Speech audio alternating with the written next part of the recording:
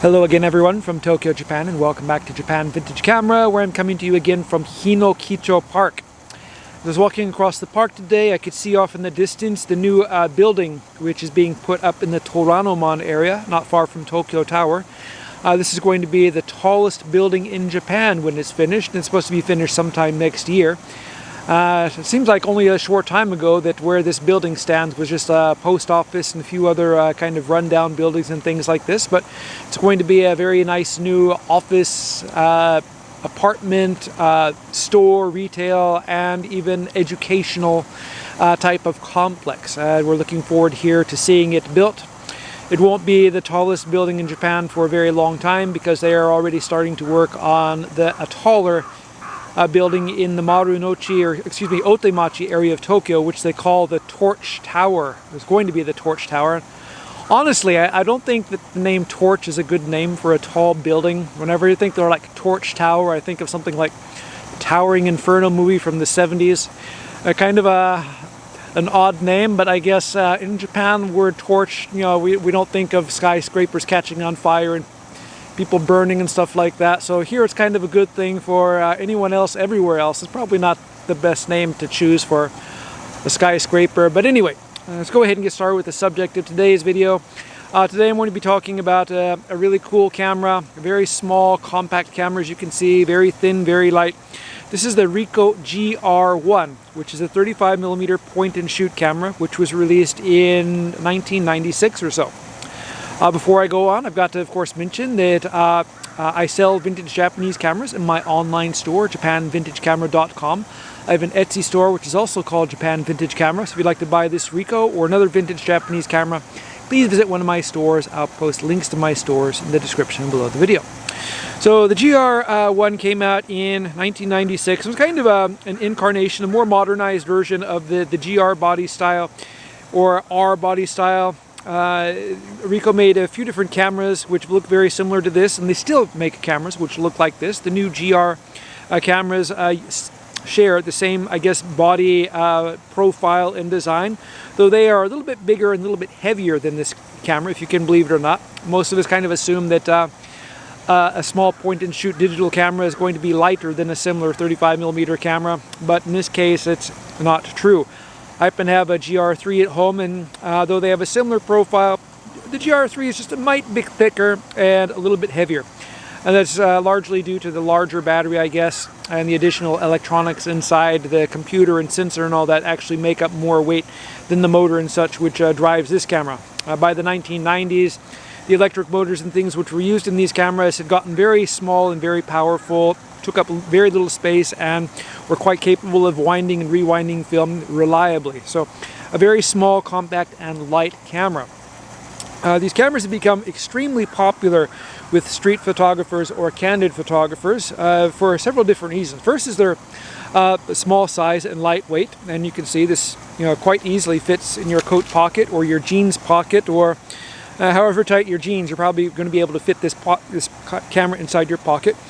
The features it has for taking quick photos. You can use a feature called the snap focus, where it automatically takes a quick photo with the lens focused to 2 meters, or you can preset the focus in this camera like you would with other types of rangefinder cameras, which street photographers like to use. It's really good for those, and also a last reason why it's popular with street photographers is this was one of the ones which was used by Daido Moriyama, who was one of Japan's most famous street and candid photographers back in the 90s and 2000s, and he's still roaming around Tokyo today, and for the most part still using Ricoh cameras. He has used other cameras in the past, and some years ago I was lucky enough to own a Rolleiflex, which he had pretty much used to death and wore out. I had to do a lot of work to it to get it back into shape again, but interesting guy. He's a frequent customer of the old camera shops in the Shinjuku area, which is also where he took most of his, I guess, famous photographs back in his underground Tokyo days in the 90s. But because of all these things, it makes the GR1 or GR1S, which is the version he preferred, kind of a cult camera, not only in Japan but around the world. These are really good cameras. They feature a wonderful 28mm f2.8 lens. It's a 7-element lens, a very sophisticated lens for a camera which is this small. and a lot of other cool stuff. So let's go ahead and take a look at the features, controls, and functions of this camera, and we're going to go ahead and start at the top here. And we have the viewfinder system located on the front, and we have this camera features a bright line frame lines similar to what you find in the older I guess point and shoot or even rangefinder cameras. And there's a display inside the viewfinder showing important things like the focus distance, as well as the shutter speed selection and things like that. On the other side here, we have kind of an infrared system to allow focus assist in different lighting situations. And we have a built-in flash. And while a lot of people might not think that a built-in flash is a wonderful feature for something like street photography, you'd be surprised how interesting it is where the photographs are. A lot of the photos which I've seen of his and other, I guess, photographers who take similar pictures, I really like the results you can get. And Tokyo, like other big cities, often it doesn't really come to life until after dark. And if you're going to be shooting after dark and you're going to be shooting people which move, you're going to need a flash to be able to capture the action. So it's wonderful to have the built-in flash in this. We have the lens on the front here, which you actuate by simply pushing the power lever, this red button, or power button, this red button on the back here, and that pops out the lens and gets the camera ready to use. Let's go ahead and take a look at the top of the camera, and on the left here we have a really professional type feature. This is the exposure compensation dial, which you can move plus or minus 2 stops, the same range which was on the camera I showed the other day, the Mamiya 7II. We have a self-timer button here, but this isn't only for the self-timer. This camera features another feature which is called the time exposure. So you can kind of stop this camera down to a normal or even a smaller aperture and use the time exposure system for shooting in low light or in the dark or such like that. Really cool feature to allow you to, something like the old, one of the things which is really cool about the old Yashica Electro 35s was they were really good for taking photographs in long light or low light. You could set them on a tripod at night and point them at something and push the shutter button, and the shutter would stay open long enough to get a good exposure. And with time exposure, you can do a similar long exposures. We have next to that the mode button, and if I turn on the camera here, I can kind of switch between the different modes here. We have that we can lock the focus at infinity, which is really handy with a wide angle lens like the 28mm lens, because everything from say 3 meters away to infinity is going to be in focus. Then we have a different indicator here for I guess the middle type focus, and then we have the snap exposure or snap system, which sets it for the 2 meter setting. And if we push the self-timer button, you can see the self-timer button or indicator come up, or the time indicator. Time indicator, you can preset times, or you can have it operate where you can push the shutter button to open the shutter and then push it again to close the shutter.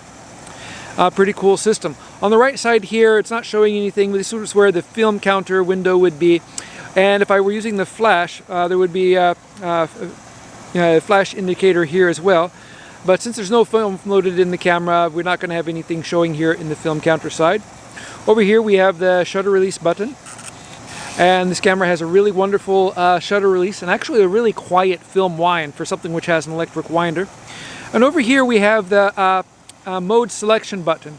This camera operates as either a program automatic camera, which selects the best aperture or shutter speed, or a aperture priority automatic camera, like the old Yashica Electros and certain other rangefinder cameras of the 60s and 70s. You simply select the aperture that you want to use, and you depress the shutter button, and it will come up with the correct exposure for that aperture. On the back of the camera here, we have the selection switch. We can use the flash, we can have automatic flash or shut it off. We have the AE system and flash indicator button. We have the switch which turns on and off the camera. And we have this little window here which allows you to see what kind of film you have loaded in the camera. This camera has, like most modern cameras, DX film coating. You can see this really big lens element in the back. A really wonderful lens in these cameras. When you close the camera, you might be able to hear it running there. It automatically winds the film to the next exposure. This camera uses a nickel cadmium battery, but one which you can easily find nowadays. Go ahead and pop it out here. As you can see, this is normal CR2 lithium battery, which you can find at any camera shop or you can buy at Amazon quite easily. So unlike certain other cameras, this doesn't require a special battery, or it doesn't require one of those impossible to find batteries which they don't make anymore. On the bottom of the camera here we have a standard 1/4-inch tripod socket, and on this side here we have a little place here to put a lanyard or wrist strap. And on the top back here we have this kind of little pinhole thing which allows you to rewind the film. If you have, say, film in the camera and you decide you don't want to use that film, you want to switch to another kind of film, you can rewind the film in the camera without having to shoot your way to the end of the roll and have it rewind the film automatically. These are really cool cameras. They've kind of appreciated in value in recent years. They're really well made, really reliable. Honestly, I think the GR film cameras are more reliable than the GR digital cameras, at least the earlier digital cameras. Of the 3 GR digital cameras I've had issues with 2 of them. Not being able to read the memory card or recognize the memory card. I have no idea why they do this, but it's kind of a bad record when 2 out of 3 cameras fail. But this camera and other, the GR and I guess R-style film cameras which I've used, I've never had any issues with. I wish that Ricoh had made their later digital cameras as well as they made the film cameras. But Ricoh had been making film cameras for a really long time when the GR was introduced, and even to this day, though they've been making digital cameras for more than a dozen years or so, they still had a lot more history with film cameras. I recommend this camera to someone who wants a really high quality camera with an excellent lens. The 28mm lens has a lot of depth of field. It's really suitable for street or candid photography, especially for shooting in tight places such as indoors or in small streets or alleyways, things like that. The flash allows you to kind of capture the action. And the quiet operation, low profile, it's really cool. And you know, it's as quiet to operate as a lot of the more modern digital cameras, at least the ones which don't have like the silent mode system on them. Really good stuff. Anyway, more than 12 minutes into my video here, and I got to kind of cut it short because I've got to go and set up a new computer. My old MacBook kind of has given me issues for the last week or so. USB ports, all of them for some reason are not working properly. They keep connecting and disconnecting, and so I had to go and get a new computer. So I want to use this new computer to edit this video and upload it. So that's where I'm off to go now. I plan to be making videos very regularly over the, I guess, the next forever. So if you'd like to see these, please subscribe. If you have any comments about this camera or things you would like to see, please feel free to leave them in the comment section below. If you like the video, please punch the like button. We really appreciate that.